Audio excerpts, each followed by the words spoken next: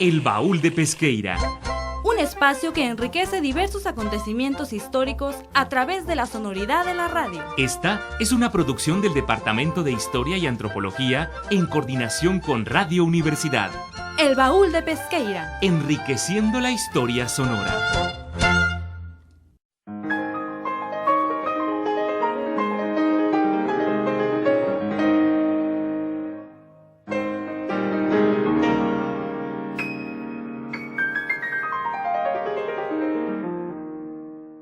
Muy buenas tardes, Radio Escuchas, y bienvenidos una vez más a su programa El Baúl de Pesquera. Los saluda su compañero Daniel Montaño, y en esta misión nos acompañará Víctor Sobrantes, quien nos ayudará a entrevistar al compañero Jorge Lares, quien nos hablará sobre su trabajo de tesis sobre la criminalidad en Sonora. Esperamos que sea de su agrado.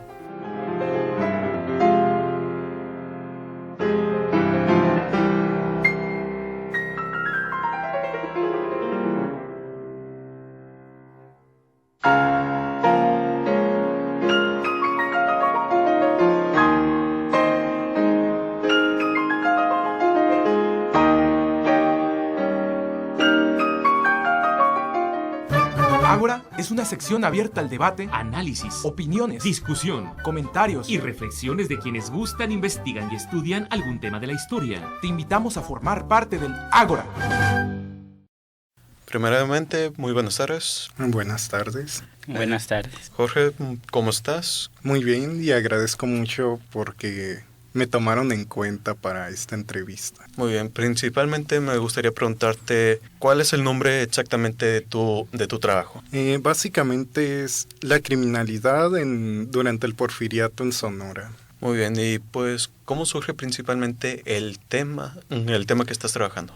Mi interés por el tema surgió a partir de que leí el libro La Niña de los Tomates, que lo tengo aquí, de Sergio Valenzuela. El libro es sobre la última pena de muerte que se efectuó aquí en Sonora en 1957. Es el caso de un joven de 27 años que viola y mata a una niña de 7 años que se dedicaba a vender tomates. Después, ya cuando entré a la licenciatura en Historia, en un coloquio, vi una ponencia de Juan Manuel Silva sobre el mismo tema de criminalidad. Él dice que Sonora mostró una gráfica en su ponencia donde decía que Sonora, por número de habitantes, era una de las entidades o la entidad donde había más crímenes por habitante. Muy bien. Y a partir de esos dos aspectos, tanto del libro de Sergio Valenzuela como la ponencia de Juan Manuel Silva, fue que me empezó a interesar el tema de la criminalidad. ¿Nos podrías hablar un poco del contexto en México durante el Porfiriato? Es un contexto marcado por cambios estructurales y donde, como el mismo lema de la época lo decía, donde se buscaba encontrar el orden y el progreso. Y para lograr lo anterior, se tomaron varias medidas políticas, económicas, sociales, que llevaron al país a sufrir cambios y rompimientos con el antiguo régimen. Por ejemplo, el símbolo del porfiriato, que fueron los ferrocarriles, los telégrafos, que podemos nombrar entre los adelantos tecnológicos. También se daba una fuerte represión por parte del gobierno hacia lo que fuera a conformarse como sindicatos. Había libertad de prensa, entre comillas. Otro aspecto también fue que se buscaba encontrar ese orden en todos los niveles, tanto en la conducta como en las relaciones sociales. Por ejemplo, en esa época se dio mucho el auge de manuales de comportamiento y etiqueta, ¿no? También cobró mucha importancia la ciencia. El grupo principal que estaba con el presidente Díaz eran los científicos, ¿no? Que tenían una ideología positivista. Y pues aparte del contexto que mencionas en México, ¿Cómo es el Sonora que estás planteando en tu tesis? Aquí en el estado, la clase política estaba de acuerdo con los dirigentes del centro. De hecho, aquí también se llevaron reformas en las comunicaciones y en los transportes. Se abrió el tendido de las líneas del ferrocarril, se abrieron nuevos centros mineros y empezó, aquí el fenómeno que se dio fue que empezó a haber una migración de personas tanto de otras partes del país como del extranjero. Y eso provocó cambios en las comunidades que ya estaban establecidas aquí. En esa época creció el número poblacional también. Las clases trabajadoras, sobre todo ya a finales del Porfiriato, se comenzaron a inconformar porque veían cómo los sueldos, por ejemplo, de trabajadores extranjeros eran mayores que los trabajadores locales. Y eso provocó descontentos sociales que después estallarían en huelgas como en la de Cananea ya en 1906. Muy bien, y pues a partir de este contexto amplio que nos mencionas, ¿por qué surge el interés en manejar el porfiriato en la cuestión de la criminalidad? Durante la época del porfiriato, como lo mencioné anteriormente, se dio una ruptura entre lo que llaman el antiguo régimen y el nuevo régimen. En este nuevo régimen se sentaron las bases para lo que sería el Estado liberal. Bueno, se fueron gestando desde las luchas durante todo el siglo XIX entre conservadores, liberales. Ya en el porfiriato es cuando por fin se sientan las bases del liberalismo económico que se venía buscando. Y eso es una comparación entre el régimen liberal y ahora el régimen neoliberal, como le llamamos actualmente, para ver las permanencias, las rupturas o cómo se retoman algunos aspectos de aquel régimen en nuestra sociedad actual. ¿Podrías hablarnos sobre por qué es importante tu tema de estudio? Estudiar estos temas como criminalidad es de mucha importancia porque gracias a ellos podemos encontrar sobre todo las permanencias en las mentalidades y en las prácticas, sobre todo, tanto del derecho penal, ideales. Y también gracias a este estudio podemos acercarnos a las clases populares, que por lo general las fuentes que nos remiten a esas clases no vienen directamente de su boca, por decirlo así. Vienen más, ya sea que por estudiosos, viajeros, ya refiriéndome más al tema de fuentes, ¿no? Y gracias al tema, por ejemplo, en los archivos criminales, podemos ver más de la visión del mundo que tienen las personas en ese tiempo. Además resulta importante porque aún hoy en el estado tenemos un índice actualmente muy elevado de criminalidad, sobre todo este año que hemos visto muchas noticias en relación a ello.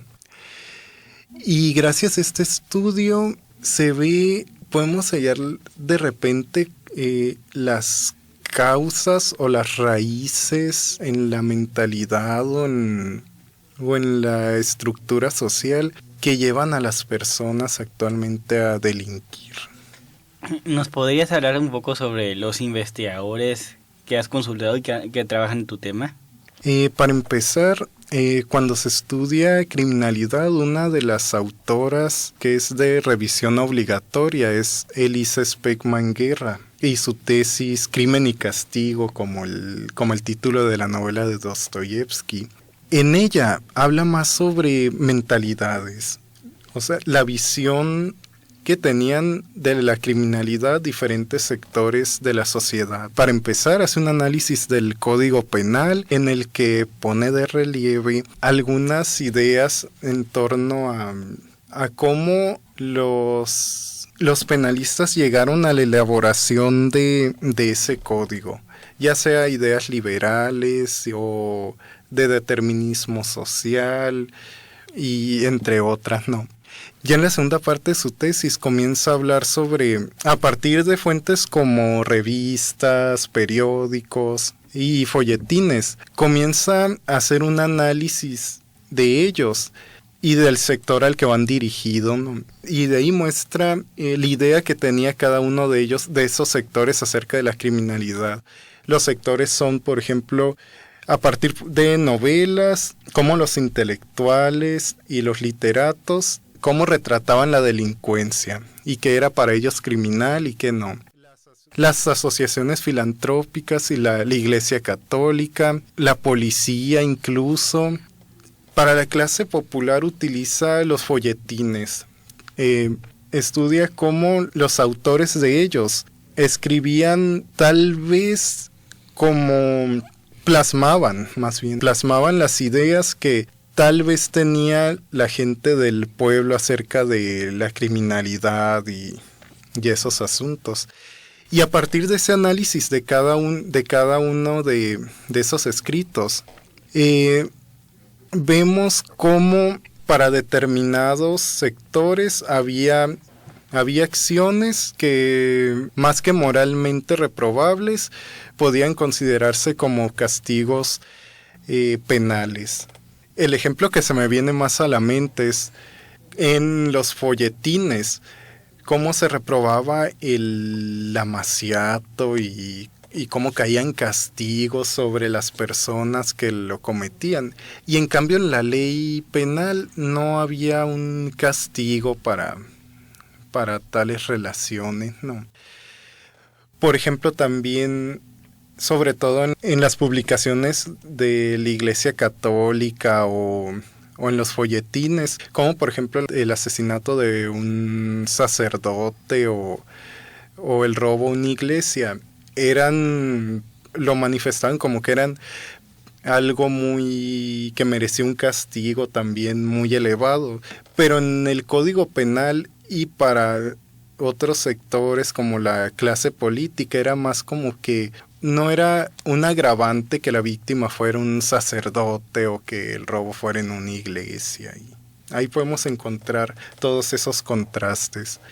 Ya después explora casos de tipo de la época y cómo diversas publicaciones y sectores, cómo pensaban esos sectores acerca de esos casos. Por ejemplo, que el tigre de Santa Julia, el asesino serial mexicano del Porfiriato, el chalequero, el que vendría siendo el Jack el Destripador mexicano. Cómo también las diferentes versiones o las diferentes visiones más bien sobre esos personajes o acontecimientos eran retratados por esas publicaciones y cómo esas ideas concordaban con el público al que iban dirigidas. Otro estudioso es José Luis Peset en su libro De criminales, negros y locos. Él igual también, aparte de hacer un estudio sobre mentalidades, va dirigido su tema va más sobre la óptica de historia de la ciencia. Y en la parte que habla de los criminales, nombra cómo en Italia, el típico enfrentamiento entre el norte y el sur de Italia, ¿no? Como el doctor César Lombroso empezó a estudiar a partir de teorías como el darwinismo o el determinismo, cómo aplicar esas teorías a los seres humanos, ¿no? Y por lo general describía que por la fisionomía del rostro y las conductas también, como las personas del sur de Italia tenían cierto prototipo, ¿no?, que se diferenciaba de las del norte, y con eso quería probar por qué el sur de Italia era más atrasado y había más delincuencia y así. Para el caso de Sonora está la tesis de Juan Manuel Silva, que hizo su tesis sobre criminalidad enfocada en el distrito de Arizpe, sobre todo en Cananea. él hace un análisis social y político de ese entonces. Y una de sus conclusiones es, como ya lo mencioné antes, esta idea de cómo la sociedad sonorense estaba estructurada en núcleos, tenía relaciones muy estrechas años anteriores al Porfiriato. Y una vez que llegaron estos adelantos científicos y tecnológicos como el ferrocarril o la apertura de minas, llegaron también personas de otras partes del país y del extranjero.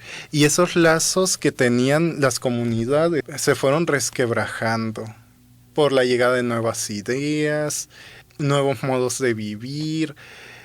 Y aparte de mencionar esto, también describe los tipos de crímenes que se cometían, las causas y entre otros aspectos también muy, muy importantes.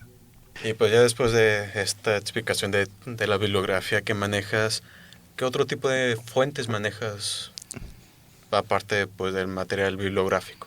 Aparte del material bibliográfico, pues están analicé el Código Penal para el Estado de Sonora, el que es del año 1884, que está basado en el Código Penal de la Ciudad de México. Uh-huh. También documentación que se encuentra en la Sala del Noroeste de la Biblioteca Fernando Pesqueira, de la Universidad de Sonora.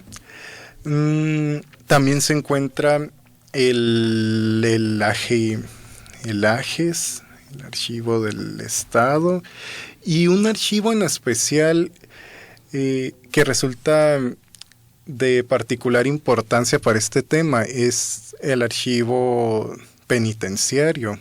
¿Puedes platicarnos un poco de algún caso que te haya llamado la atención durante tu investigación? Hay varios casos que me llamaron la atención, por ejemplo, que aparecen como en el artículo titulado El sistema penal en el Porfiriato de 1877 a 1911, delincuencia, proceso y sanción. Unos casos que me llamaban la atención, que ya lo han descrito otros investigadores de ello, es, por ejemplo, los juicios por infanticidios y abortos, que fue en este tiempo cuando comenzaron a visibilizarse más, comenzaron a denunciarse más este tipo de casos, que algunos investigadores sostienen que es como un control social sobre las mujeres en ese tiempo. Era como una casa de brujas de repente, que una persona que era denunciada por otra por haber cometido uno de estos actos. No era que antes del Porfiriato no se llegaran a cometer, sino que durante este periodo empiezan a denunciar más este tipo de casos. Y a veces las penas eran indulgentes hacia estas mujeres, pero el escrutinio servía de repente como de humillación pública hacia ellas. Y pues entre los casos que has leído, pues ¿cómo eran los castigos para la sociedad que estás investigando? O sea, ¿es igual los casos de la gente rica que comete algún crimen con respecto a la gente que es pobre, o eso es algo totalmente desigual? Es desigual en varios sentidos porque, para empezar, si eras reincidente en algún delito del mismo ramo que cometías, no te daban la misma sentencia. Cuando eras reincidente, tu condena era más elevada. En otros casos, por ejemplo, ya sea por ideas como determinismo social, las personas eran más duramente penadas, dependiendo también de su clase social y así. Pero, por ejemplo, con la gente de clase social más alta, a veces se trataba de justificar como que lo hizo por su honor, por su honra y así. Eran como que dos explicaciones para de repente una explicación que contrastaba. Podía ser el mismo caso, pero si era de repente una persona de más bajos recursos, la ley podría ser un poco más dura con ella, o si era reincidente también. Y si era de una clase social alta, a veces se trataba de justificar por cuestiones, como ya mencioné, de honor y así. Pues a partir de que concluyas con este proyecto, ¿qué es lo que va a seguir después? ¿Vas a continuar con la temática o vas a seguir desarrollando otros proyectos? Sí, de hecho, ya una vez que hice el análisis del Código Penal, lo que sigue, quisieron dar más en esta cuestión sobre las penas, los castigos, sobre las decisiones que se llegaban a tomar en los diferentes casos, si las decisiones que tomaban los jueces eran congruentes con lo que contenía el código, o si por el contrario también había en algunos casos alguna especie de, ya sea o favoritismo o prejuicio para las partes implicadas. ¿Has visto pues casos que tú interpretarías de que fue un juicio injusto o algo justo? ¿Algo así por el estilo? Por ejemplo, está el caso de una mujer que mata a su rival de amores, por decirlo de alguna manera. Y la opinión pública trató de ser algo flexible en algún momento con ella, por tratarse de una mujer, que de repente también los mismos investigadores en criminología, en el caso de las mujeres, no hacían tantos estudios. Los hombres eran más estudiados en ese sentido. Como que a la mujer no se le pensaba que era tan propensa al mal. Se le achacaban otras cualidades que no eran precisamente la violencia o así. Pues muchas gracias Jorge por aceptar la invitación a que te entrevistáramos, y también muchas gracias Víctor por acompañarnos en esta entrevista. Al contrario, gracias a ustedes por haberme invitado. Muchas gracias.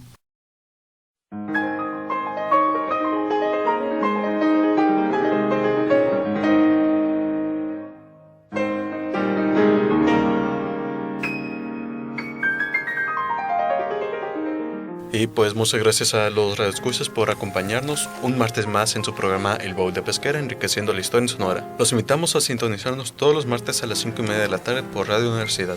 De parte del equipo del Baúl de Pesquera se despide de ustedes Daniel Montaño. Hasta la próxima emisión, que tengan una buena tarde.